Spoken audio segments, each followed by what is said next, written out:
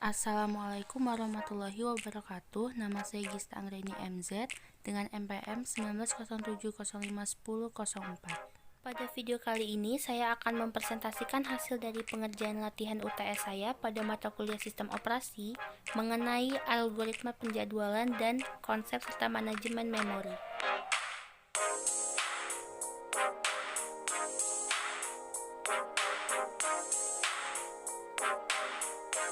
Assalamualaikum warahmatullahi wabarakatuh. Di sini saya akan mempresentasikan hasil dari pengerjaan UTS atau ujian tengah semester pada mata kuliah Sistem Operasi, yakni mengenai penjadwalan algoritma dan mekanisme atau konsep dari manajemen memori. Nah, untuk ketentuannya dengan NPM genap yang pertama, membuat Gantt chart, round robin, dan FCFS UBRS. Lalu yang kedua, dia membuat partisi dinamis, dan yang ketiga, berdasarkan string yang telah ditentukan, membuat manajemen memori dengan menggunakan metode Less Recently Used untuk NPM genap. Nah, langsung aja di sini saya akan menjelaskan di soal nomor 1, yakni tentang FCFS UBRS dan round robin. Yang pertama, untuk FCFS UBRS, di sini bisa kita lihat ada nama proses terdiri dari 5 proses. Itu ada A, B, C, D, dan E. Dengan masing-masing lama eksekusi 3, 5, 4, 4, dan 5. Dan waktu tiba untuk A0, B0, C2, D4, E5. Nah, di sini juga dia ada quantum time. Biasanya quantum time ini dipakai untuk mencari round robin. Jadi untuk FCFS UBRS, quantum time ini dia tidak digunakan. Cara pertama itu kita buat dulu detik-detiknya yang di bawah ini, mulai dari 0 sampai dengan yang cukupnya aja. Nah, lalu selanjutnya akan kita lanjutkan dengan menaruh yang pertama ini kan A-nya waktu tibanya ada di 0. Maka kita taruh di 0 ini A sebanyak 3 karena lama eksekusinya 3. Maka A itu mulai dari 0, 1, 2. Nah, sebanyak 3 detik. Lalu dilanjutkan dengan proses B di atasnya yang dimulai dari detik ketiga yaitu sebanyak 5 karena lama eksekusinya 5. Begitu juga dengan C. Dilanjutkan dengan C sebanyak 4 eksekusi dan D sebanyak 4 detik eksekusi dan E sebanyak 5 detik eksekusi. Lalu selanjutnya di sini kita akan mencari yang namanya waktu tunggu, turnaround time, WTA, serta main TA dari FCFS UBRS. Nah, yang pertama itu waktu tunggu. Waktu tunggu ini didapatkan dari awal mulainya si proses-proses A, B, C, D, E ini ditempatkan dikurangi dengan waktu tibanya. Contohnya seperti A ini waktu eksekusinya dimulai pada detik ke-0 dengan waktu tibanya 0, maka dia 0 dikurang 0 hasilnya 0. Lalu selanjutnya B. B ini dia waktu mulainya itu pada detik ketiga dengan waktu tibanya yaitu 0, maka di sini dia 3 dikurang 0 hasilnya 3. Begitu juga dengan C, D, dan E. Lalu selanjutnya adalah turnaround time. Di sini turnaround time-nya itu dia merupakan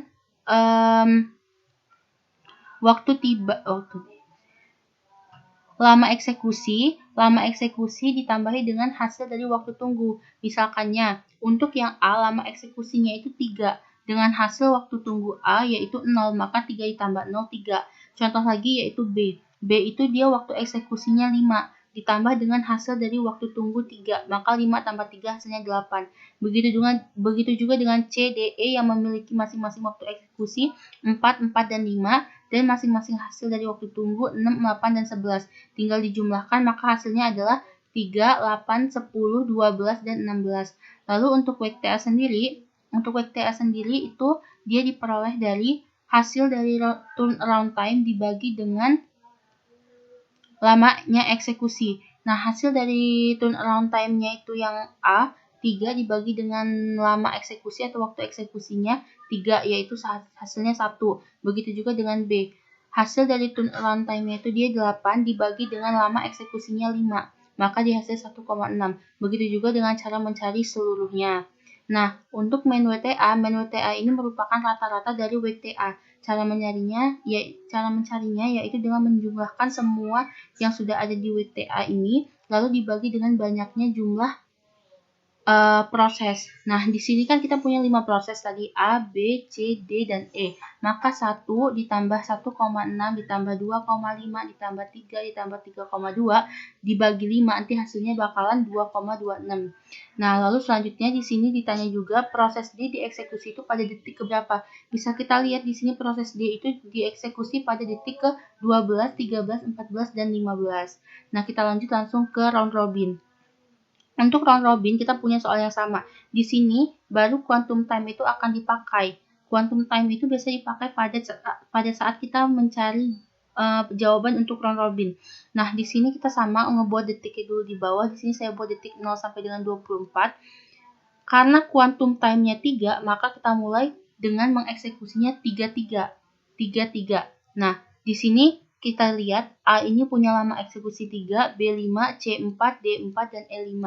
Maka A ini kita taruh awalnya di 0. Berdasarkan waktu tibanya dia ada di 0.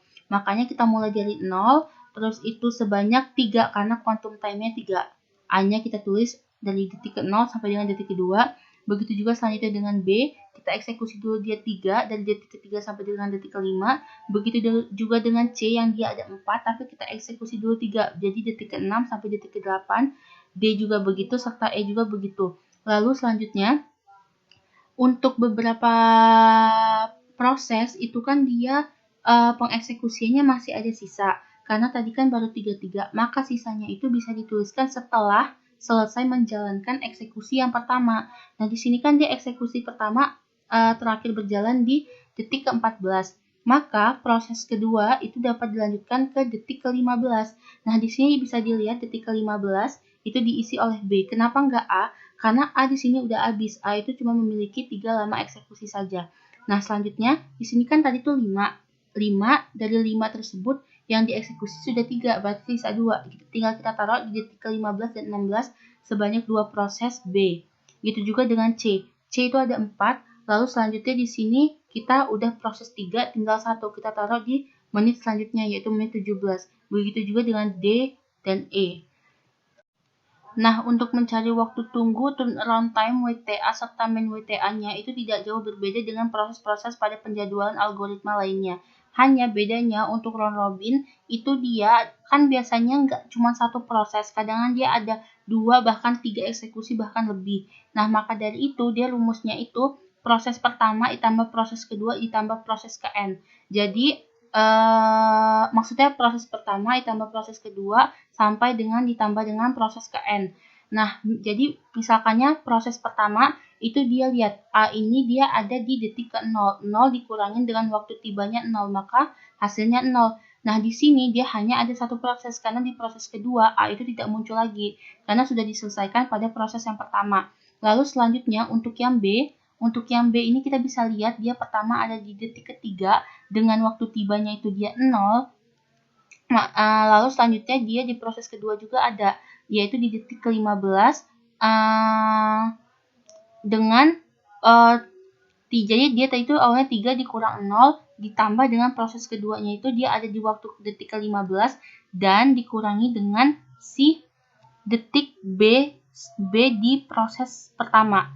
Nah, jadi dia dikurangi dengan 6 hasilnya 12. Lalu selanjutnya yang C juga sama. Dia pertama itu dia ada di untuk proses pertama dia ada di detik ke-6. Dikurangin dengan waktu tibanya 2. Berarti 6 dikurang 2 ditambah dengan proses kedua. Proses kedua C itu ada di 17. 17 ini dikurangi dengan si waktu detik D di proses 1 yaitu 9. Maka dia 6 dikurang 2 ditambah 17 dikurang 9 sama dengan 12. Begitu juga dengan proses D.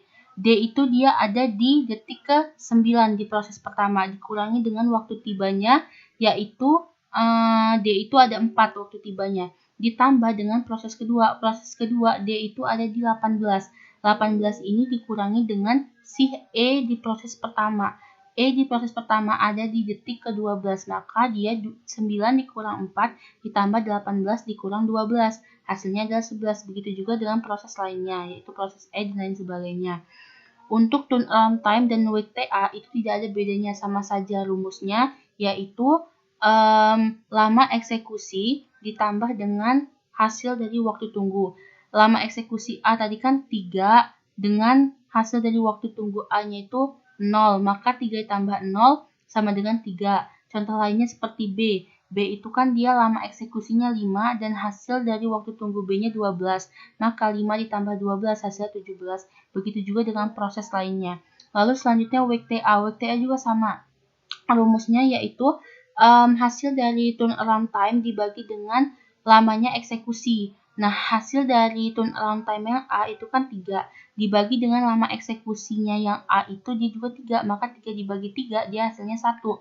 B juga sama. Hasil dari turnaround time yang B itu dia 17.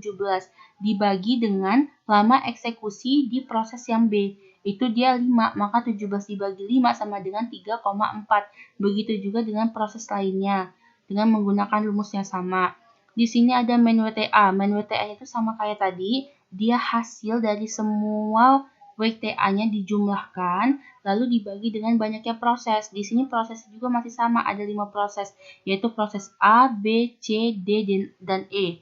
Nah, maka dari itu, di sini dia 1 ditambah 3,4, ditambah 4, ditambah 3,75, ditambah 3,2, dibagi dengan 5, karena 5 itu banyaknya prosesnya. Maka hasilnya nanti bakal diperoleh 3,07. Lalu kita lihat di sini proses keberapa sih D itu dieksekusi. Bisa kita lihat D itu dieksekusi pada detik ke 9, 10, 11, dan 18.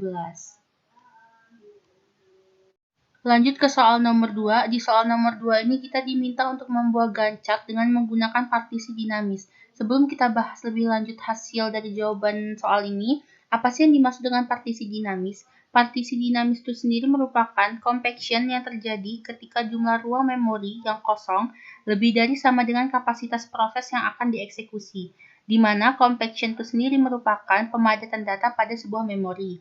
Nah, di sini bisa kita lihat soalnya, dia ada 5 proses, yaitu proses A, B, C, D, dan E, dengan masing-masing rival time di prosesnya itu untuk A0, B2, C2, D3, E5. Dan batch time-nya masing-masing prosesnya 5, 4, 5, 3, dan 4. Memorinya juga dia masing-masingnya 4 byte, 3 byte, 6 byte, 6 byte, dan 4 byte. Dengan kapasitasnya dia 25 byte, dan sistem operasinya yaitu dia 3 byte. Di sini langsung aja kita buat detik 0, detik 1, detik 2, detik 3, detik 4, detik 5, detik 6, detik 7, detik 8. Sebenarnya untuk membuat detiknya ini nggak ada patokan, sesuai dia itu selesainya kapan. Lalu selanjutnya, untuk membuat yang ke bawahnya ini, yang berwarna kuning ini, bisa kita gunakan, di sini kan kapasitasnya ada 25.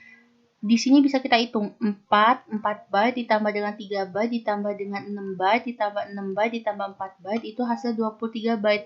Maka untuk yang kuningnya ini kita isi 0 sampai dengan 23 byte. Nah, begini. Kalau udah kita lanjut aja. Di sini ada perintah untuk sistem operasi jumlahnya 3 byte. Maka pertama itu kita eksekusi dulu untuk sistem operasi. Sistem operasinya dibutuhkan 3 byte. Maka di situ dia sistem operasi ada pada detik ke 0, 1, dan 2 sebanyak 3 byte. Nah, itu berlaku untuk semua detik. Lalu selanjutnya, di sini kita bisa mulai untuk menempatkan mana duluan yang akan diproses antara proses A, B, C, D, atau E itu dengan melihat batch time-nya yang paling besar. Bisa kita lihat di sini, batch time-nya yang paling besar itu A dengan C. Tapi, dia juga harus memerhatikan mana sih yang lebih ready duluan. Di sini antara A sama C, kalau dilihat dari byte, masih besar si C. Tapi, kalau dilihat dari ready, dia lebih ready si A. Maka, yang akan duluan diproses dia adalah A. A ini batch time-nya 5, maka ke kanannya itu dia sebanyak 5 kali.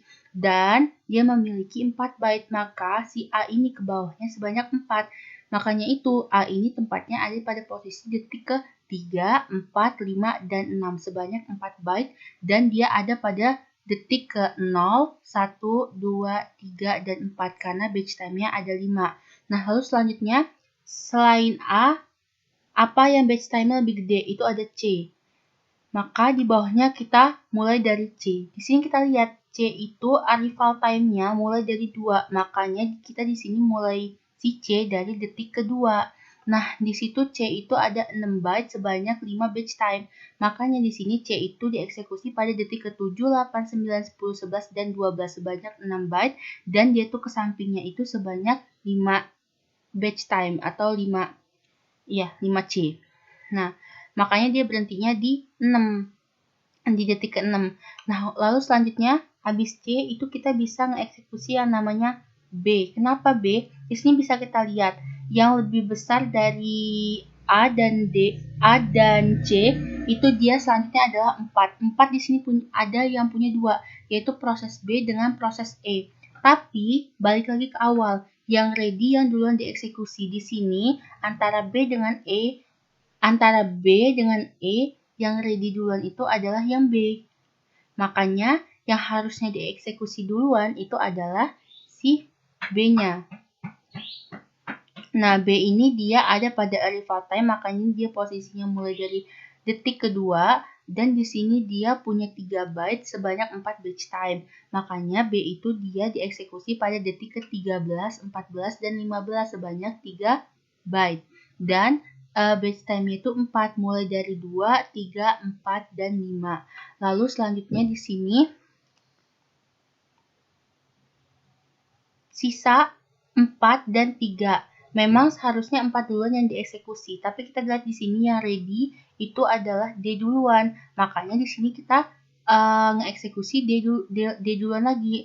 Udah paham kan kenapa D ini dia di detik ke 16 sampai dengan 21 karena dia sebanyak 6 byte dan dia ke kanannya ada 3 karena dia sebanyak 3 batch time. Begitu juga dengan E.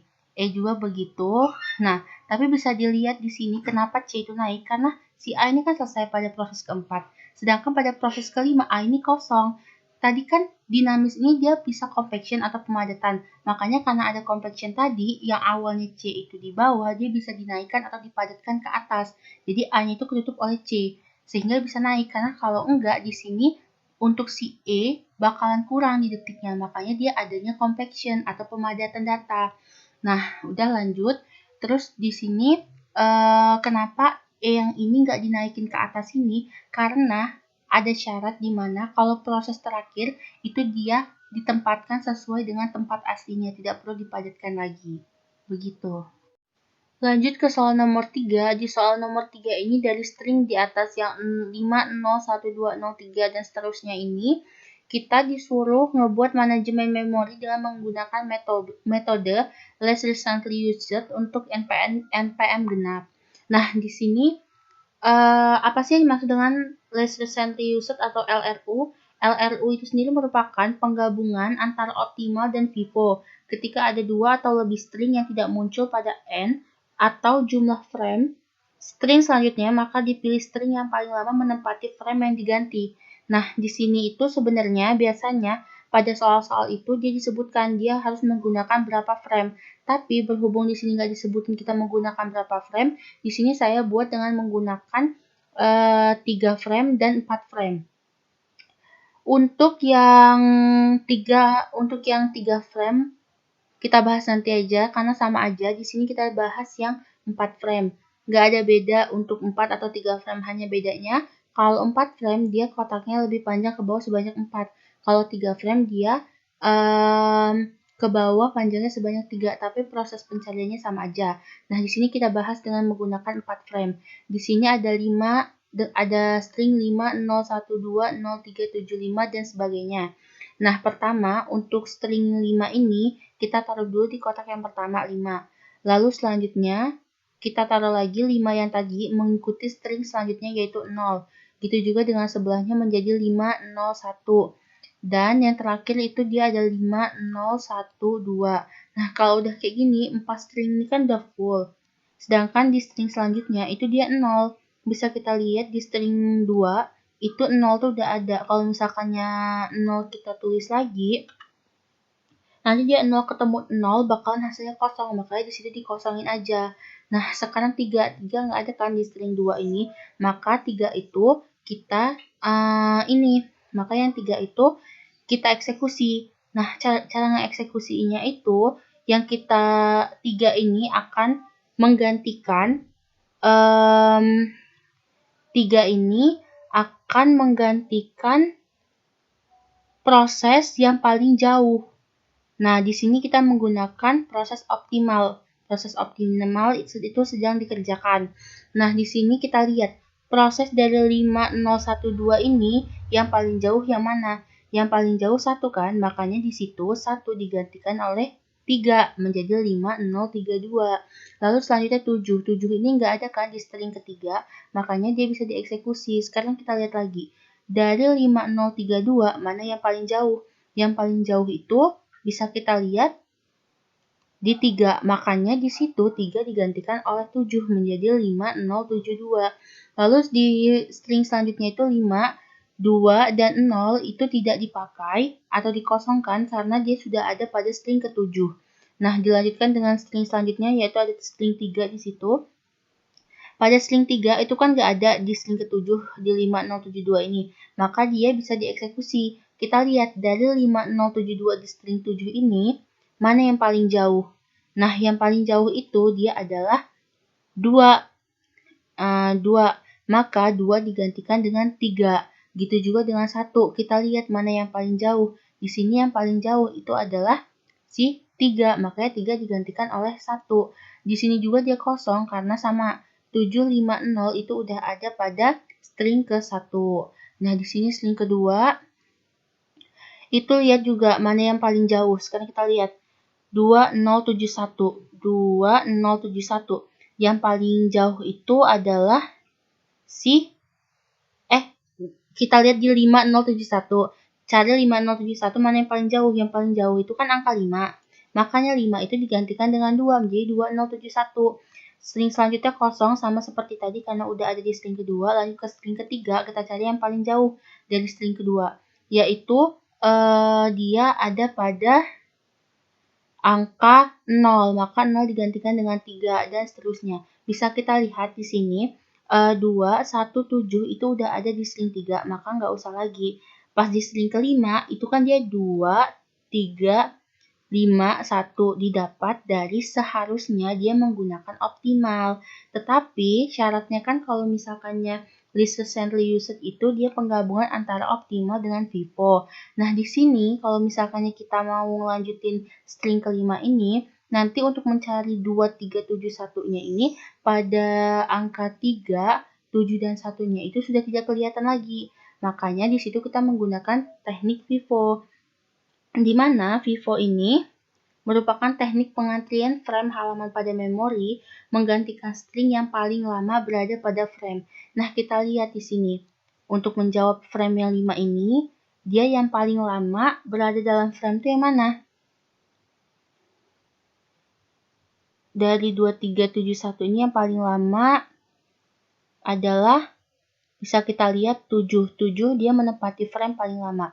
Makanya di sini dengan menggunakan teknik FIFO, si 7 ini digantikan dengan 5 posisinya menjadi 2, 3, 5, 1. Lalu untuk 2 nggak usah diisi lagi karena dia udah ada di frame kelima. Selanjutnya 0. 0 kan nggak ada, maka bisa kita eksekusi. Sama 0 juga menggunakan teknik FIFO dengan mengganti string yang paling lama berada dalam frame. Di sini bisa kita lihat yang paling lama menempati frame itu dari 2, 3, 5 ini adalah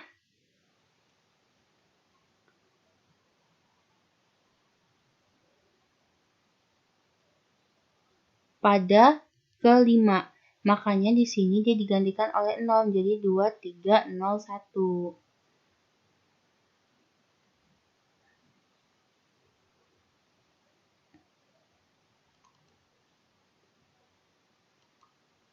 Salah di sini harusnya dia tetap 5. Nah, di sininya digantiin dengan yang namanya 0. Terima kasih untuk yang sudah menonton video ini. Semoga bermanfaat. Wassalamualaikum warahmatullahi wabarakatuh.